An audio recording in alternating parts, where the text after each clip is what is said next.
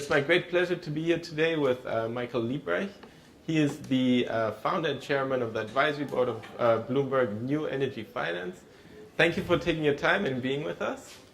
So maybe just to get us started, what exactly is Bloomberg New Energy Finance and what are the topics you're focusing on? So first of all, it's great to be here, Max. Thank you very much for the invitation. So Bloomberg New Energy Finance is an information provider, pure and simple. All sorts of different types of information, news, data, analysis, forecasts. I founded New Energy Finance in 2004, and then in 2009 I sold it to Bloomberg because we've got this tremendous integration with all the resources of one of the leading information providers.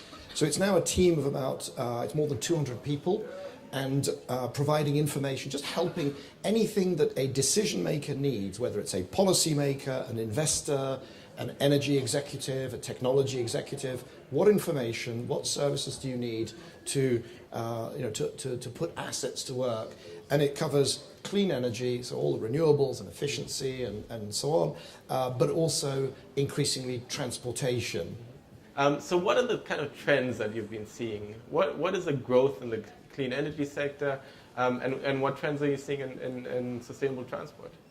So it's a quick question. What are the trends? But it's a long answer, so I have to be careful here. But it is a very, very rapidly growing industry, and so it has kind of like a clean energy year. It contains about the developments of the traditional energy sector in 20 years or something. I mean, you're really on sort of accelerated time. If you look at the big picture, if you go back to when I started New Energy Finance in 2004, was it 13 years ago, then it was, to me at least, it was clear that the costs of these solutions were coming down and they would be competitive. And they would be competitive in, I would call it islands of competition. So you could see certain sectors and certain places where it would make sense to do this or that with renewable energy or with energy efficiency. LED lighting was clearly going to be a thing, and truly it is. I was convinced that solar and wind costs would come down, but the sun doesn't shine at night, the wind doesn't blow all the time, and so there were limited applications. And because they were at the time very expensive, you kind of had to pour money at them. That was 2004 to about 2009, 10.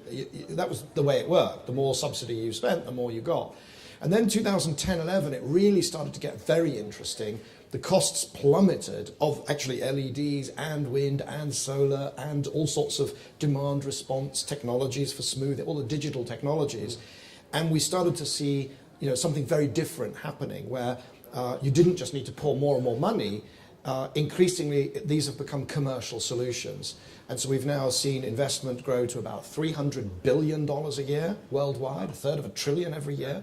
And it's clear around the world now that the lowest cost incremental power very often comes from renewables. So just picking up on also the infrastructure and the grid stability. So what are the trends around kind of batteries and storage as well as smart grids to accommodate this increased supply of renewable energy and to interact more seamlessly with the transport sector? Well, so in any energy system, there's quite a bit of flexibility to integrate these technologies. When I started, the thinking was, well, you could do 3% of wind and solar, and then the whole thing would fall over because it all got too complicated. Well, it turns out that engineers are really smart, so they worked out how to integrate not just 3, but 5 and then 10%. And then the thinking was, but beyond 10 is impossible. And then the engineers are still really smart, and so you go to 15 and you go to 20, and you get to the point now where I think Spain is more than 40, not maybe all variable, but renewables is more than 40, Germany is more than 30, 35%, a lot of it variable, the UK 25%, more than half of it variable, and even California, Texas, and so on. You get these very deep penetrations, and that starts to spread into the developing world. So you have Morocco targeting 42 and then 52%. And until you get to 30, 40% variable renewables, so 40 would be hard, but certainly 30% variable renewables, you actually don't need to worry about crazy battery, grid-connected battery systems and so on. And of course, the other thing that's happening is electric vehicles are interesting because they bring large amounts of distributed batteries that in a sense are paid for by the transportation piece. So that maybe paid for by both, but that becomes very interesting. Your options then become, they start to expand, and maybe we can get to 50% renewables or 60% without having to do the really sort of crazy expensive stuff. By the time we do, maybe that crazy expensive stuff is not cheap. I just want to say that one of the other things that is really important, here, because this is a World Bank event, is that's great if you have really sophisticated power markets, a really sophisticated and a stiff grid which can move power around in all directions. And I think there's a big debate that has to go on about how do we transfer those skills and technologies, those enabling skills and technologies, out into the broad swathe of the Indonesias and the Malaysias and the Thailands and the Vietnams and across Africa and Latin America, countries that are very important users of energy, but may not have the skills today to manage this very complex environment, sort of power market environment that we're moving to. And it's interesting how also the policies have shifted with the cost drop in renewables. And now you have more competitive bidding processes as opposed to feed-in tariffs, and how that has become like a real enabling environment for investments. So that's very, very important because if you want cheap, clean energy, then there's three things that you really need. You need to have lab research, the right technologies. You need to have logistics and scale. You need to actually do it. You can't just sit there waiting for somebody in the lab to say eureka and we'll all get cheap energy. You have to actually build it and drive down the costs in the factories and the skills of the developers and the contractors that build it.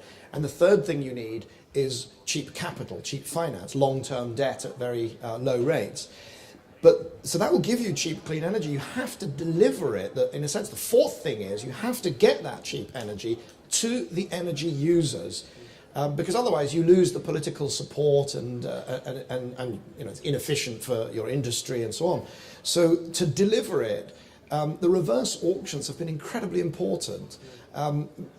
Price signals really matter. It just turns out that when developers compete on price, they find a way to push the prices down, and they work with the supply chain. They work with the turbine manufacturers, with the solar manufacturers. They work with the installers, the engineering companies, and so on. So those reverse auctions, I think it's absolutely, in a sense, it's been brilliantly done. Feed-in tariffs give an environment for growth. It's kind of effective but not efficient.